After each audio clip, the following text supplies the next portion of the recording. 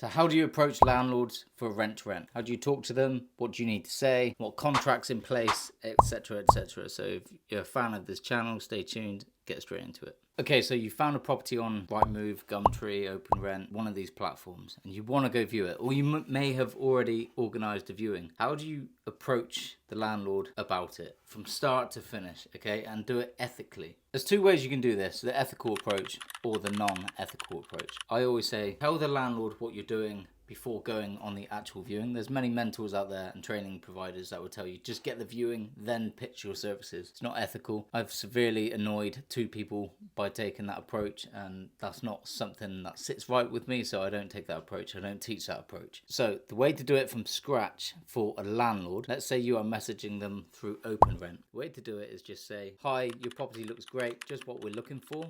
What is the best mobile number and time of day to get you on? They're obviously going to reply with their details and what time to call. Sometimes you're going to get an automated response through Open Rent.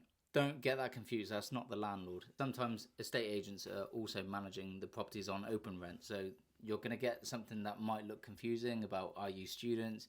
You know, can you do this? Can you do that? How many people are there? Do you have references, etc.? Don't get that confused. That's an automated response. Just ignore it and carry on. It's being managed by an agent. Or if you like, respond to that agent, get them on the phone, then just get straight to the point. Say, look, we're a company let. We thought this was a landlord's property. Clearly it's not. You're managing it. Is this something you guys do? No. Okay, thank you very much. Boom. If the landlord responds with their details, then you call them. All right? Don't get too nervous. Don't overthink it. You will. And just say this. Hi, your property looks perfect. It's just what we're looking for. I'm just wondering if we can come and view it. What I'd like to do is rent it from you on a long-term basis for my small business. If that's something you're looking for, then I can come this Friday. Pick a day that you can do. And if they question it and say, what do you mean small business? Just say, look, we're a company let. You may not have heard of it before. It's just me. Don't let the word scare you off. We're a very small business and we rent properties for a long period of time and offer additional benefits. So I can tell you more on the viewing if you'd like. If it's something you're not interested in, then absolutely no worries. We'll go our separate ways. But I'd prefer to tell you more in depth about the business in person. That's it. That's how I would approach it. If they want to know more on the phone, then obviously you can go into that on the phone. Once you're on the viewing, this is where you ask the questions. Okay, so I call it the two phases. You got discovery phase and then you got the pitch phase. Don't ever enter pitch phase straight away. It's like pretending to be a car salesman. You've got someone walking around the forecourt and you're going to go up to them and be like, hi, I've got this Mini over here. It's 1.6 litre petrol, does 0 to 60 in 4.5 seconds. Like, come and test drive it. You haven't even figured out what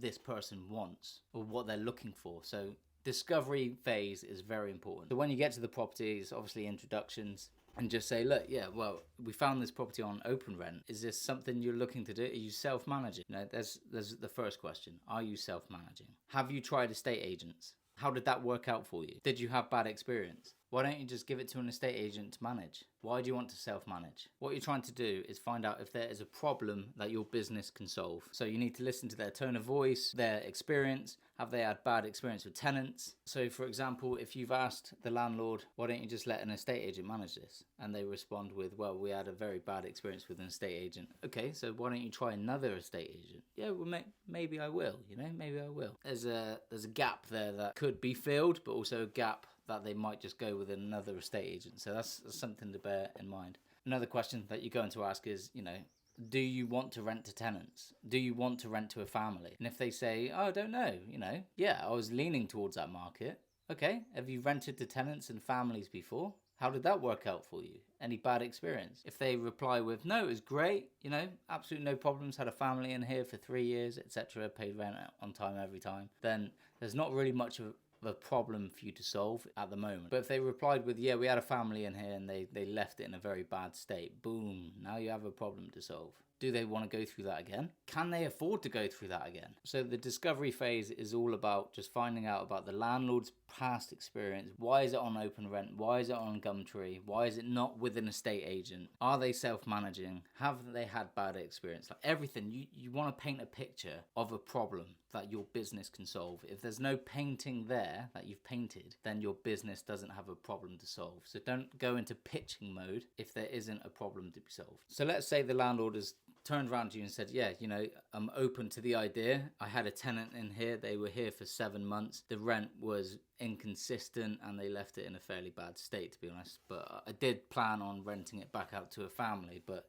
I'm interested to hear what you have to say. When you hear that, then you can go into pitch mode because they're interested. So don't worry about going into pitch mode. You don't have to be a perfect salesman. My very first serviced accommodation was the worst sales pitch on the planet. Like, you cannot get any worse. The words that you're not meant to say is Airbnb, booking.com, company let, anybody can book it, contractors, tourists. I said every single word, honestly. I was like this at the time, holding the phone like, what am I doing? It was terrible. And I got 3 deals from that landlord. So don't put too much pressure on yourself about perfecting your pitch. Just keep it very basic. You're a business. It's a limited company. You can rent properties through a company-let management contract, so you don't qualify for tenant rights because it's not an AST contract that you would traditionally rent your property to a family or, individuals, and they would be on AST contracts. This isn't an AST contract. So we don't qualify for tenant rights because we're a business. We have to pay rent. If we breach the contract at any point, you can take your property back within 14 days without a court process. Don't want to scare you and just get that out of the way quickly. Just want to really make the difference very clear that we're a business, we're not a tenant. Benefits to you are we are going to pay rent on time every time, because if we don't, then you can take your property back, okay? Just want to clear that up. So that's how I would do the first bit, is just really make the difference clear if they're not quite aware of a company-let situation. Then go into what your benefits of the business provides. Obviously guaranteed rent, paid rent on time every time. Depends on the property. If it's HMO, you're going to heavily vet the tenant. So you take all of the tenant management. You're going to take minor maintenance away from the landlord.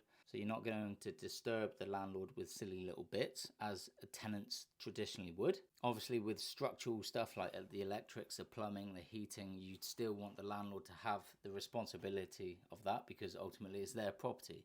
You're just a corporate tenant. Serviced accommodation, the property is going to be kept immaculate. From the day you furnish it and it's finished and it's live, that's how it's going to be kept for the whole duration. So depending on your business model, whatever you're pitching, just dive into the benefits. Guaranteed rent. If it's SA, it's going to be kept immaculate. If it's HMO, you're going to take on minor maintenance, tenant management, so they're not bothered with silly little bits that tenants would traditionally complain about. If the landlord responds with, well, who's going to be staying there? That question always comes up. For serviced accommodation, this is what I would suggest you guys say. You're looking to work with HR departments of the large companies within the immediate area to house their staff that travel down. Instead of staying in hotels, they can stay in your place, which is going to be like a home from home. So you're very much working with the HR departments to house these people. Obviously, to get those bookings, it will be on all platforms. So the way we're going to advertise the property is going to attract these type of working professionals and travelers to the area. So not strictly anybody can book it, but anybody can book it, but it would be referenced. We ID check them, see where they're coming from. And so the way we structure our night by night renting it out really attracts the working professionals and the contractors. Obviously, if there's a lot of work in this area, then people need accommodation and they don't always just want to stay in hotels or the likes of Premier Inn or Travelodge. What we're going to do is take this place and make it look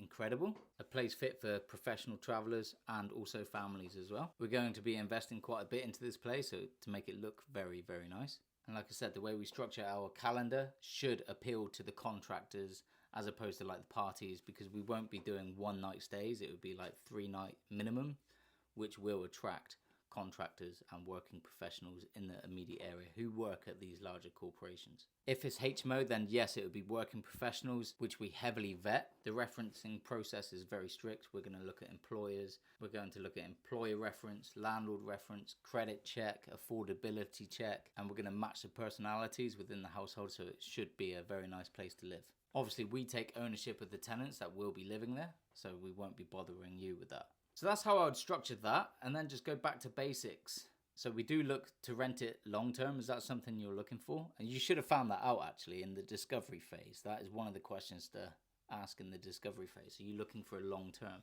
What landlord doesn't want a long term tenant in their property? That's a pretty bold statement to make, but I would say 90% of landlords want longer term, consistent payers as tenants.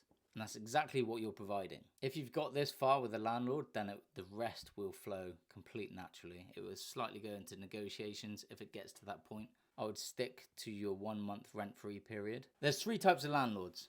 One with bad tenant experience and would rather not rent to tenants and probably wasn't even aware there was another option until you come along. Another type of landlord is someone who just wants a more hands-off approach. And then another type of landlord is like an entrepreneur themselves. Okay, so don't stress too much about perfecting your pitch, over planning it, because it would never go the way you want it to. Just keep it really simple. Discovery phase. Is there a problem to be solved? If not, then just lightly pitch. Like, well, look, this is what we do. Is this something you're interested in? If there is a problem to be solved, then obviously just go through the motions of telling them what you do and how you can solve their problem and the benefits around it. There's 3 types of landlords. Don't forget that. If they're not one of those types, then it's not going to come over the line. So contracts, what type of contract you need, what type of clauses need to be in there, what do you need in there to protect your business. So before we go through that, just hit that like button, really pushes this channel out. I know everybody says that, but please do it now.